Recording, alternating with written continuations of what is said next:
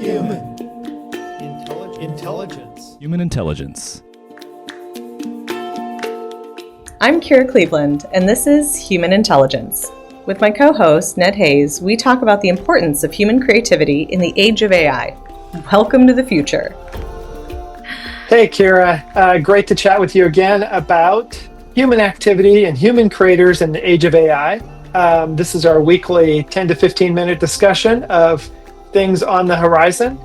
And I guess I'll kick things off by just talking about the fact that we had a new team member join us recently. She's extremely smart, but she's been not deeply immersed in tech. And it was almost like a Rip Van Winkle type of experience where she came in and she said, I've used all these things before. And she said, what the heck? Suddenly everything is pushing AI towards me. AI this, use AI for that, use AI for this. And she's like, I don't actually need AI for any of that crap. And so her experience was pretty radically like AI infused. And it did make me step back and think 5 years ago, we didn't have AI everywhere, and now we do. So what's going on? Yeah, it's been really crazy the speed at which AI things have been pushed towards us. It is everywhere and in some of the weirdest implementations that don't even make sense, right? And Brian Merchant was like, even when it's not obvious to users, their tech companies are engaging in what designers call a manipulation of visual choice architecture, right? And I thought that phrase was really interesting. It stood out to me because they are constantly putting it over other features, right? The hierarchy is really evident. You go to do a Google search nowadays, and all you see is the first AI overview or, synopsis. And it's really funny because I was talking with a lawyer recently, and they were saying how the immediate answer that the AI system synthesized was the answer is yes.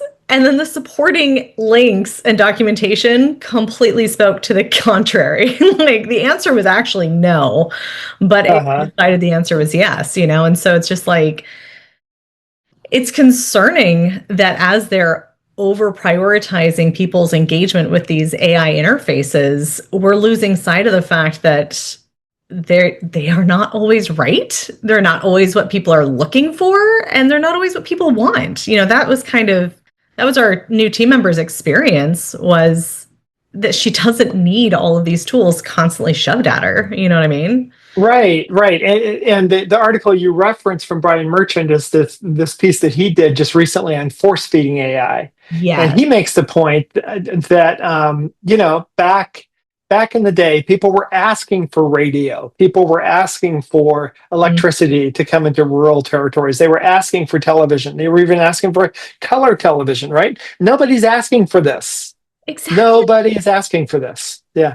Yeah, and that is wild. And it's, there's so many businesses that are having what looks like this FOMO experience, and so afraid of missing out or whatever is happening behind the scenes, that they're implementing it in any way they can. And sometimes it's this is powered by AI because we have a chat feature, or they're doing things with data crunching that could be simply mathematical models, or simple coding. And they're throwing an AI bot in there just to claim the title, with no regard over why they should or should not be implementing it. Is it actually value add to their customers or not?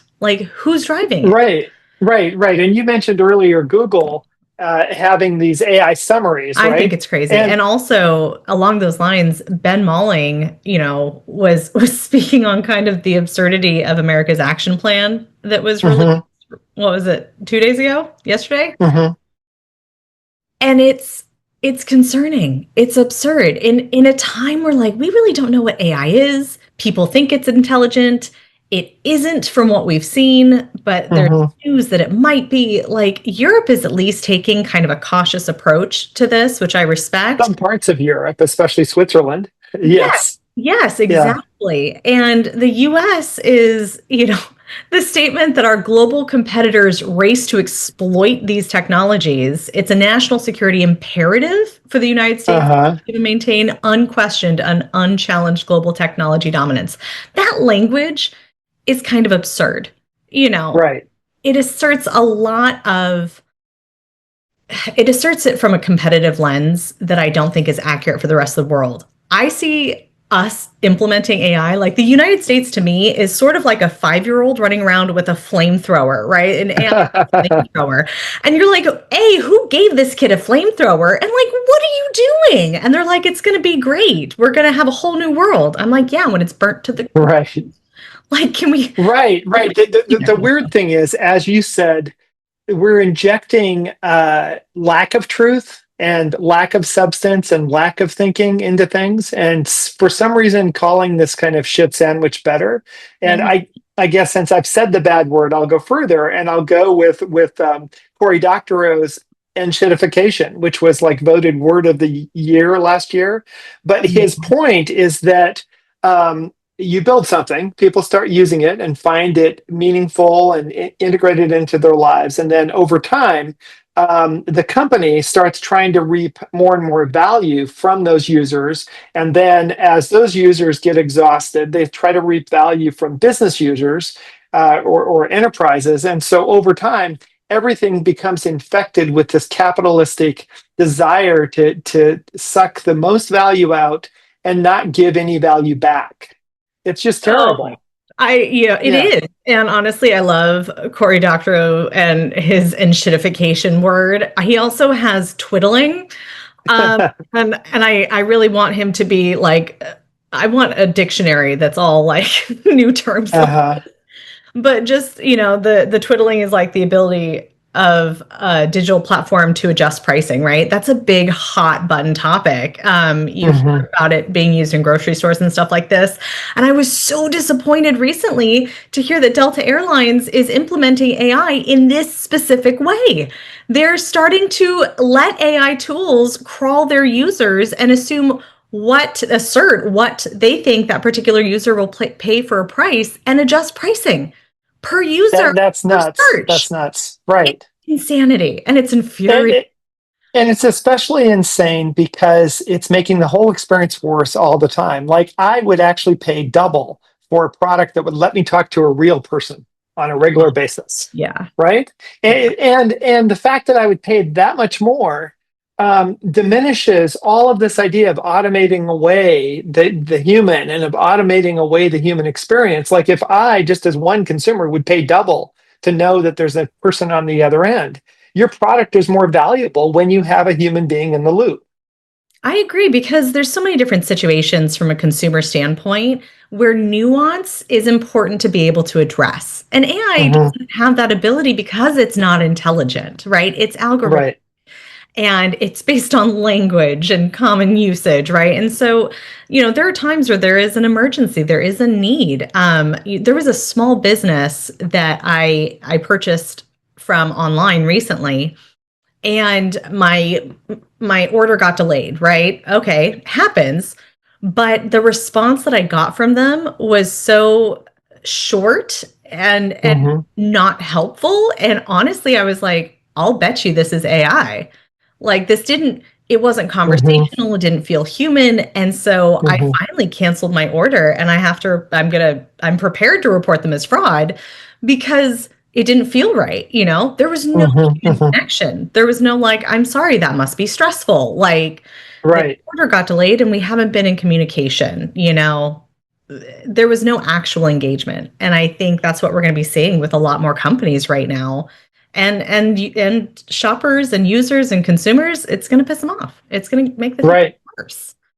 Yeah. And what's weird is this whole executive order on AI from the office of the president. First of all, it's a federal statement that does not actually apply to states, even though the statement says, oh, every state should do this. States don't actually have to adhere to these rules.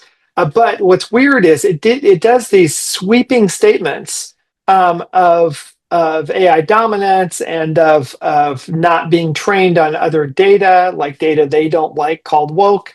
And so again, it's this sweeping hand of fate trying to change the course of history, trying to change the course of how we interact with things. And overall, it's making the world worse. So I think this week we have to end on that note. There's so much to say. Yes, that things are getting worse. in these areas. So maybe next week when we come back, we can talk about how human creators are making things better for people. So I guess that's our challenge, to find something good next week, because this week has been kind of a downer with Google restricting searches that don't include AI, and with AI being forced everywhere, and then the AI quote plan from the federal government being released. So I'm sure there's some hope, and we will find it next week. Great to chat with you as always, Kira. Same. Great talking with you, Ned.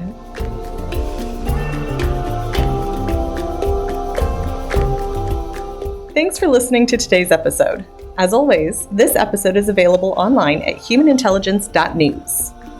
You can find out more about any of these news items and hear the complete interview on the extended premium version of our podcast at humanintelligence.news. Today's episode was produced by Ned Hayes and engineered by Muhammad Adnan. Our analog-only human-themed music was created for the Human Intelligence podcast by Josh Pinkston of Nature and Spirit. This episode, and every episode, is brought to you by the Human Intelligence Institute team. That's all for Human Intelligence today.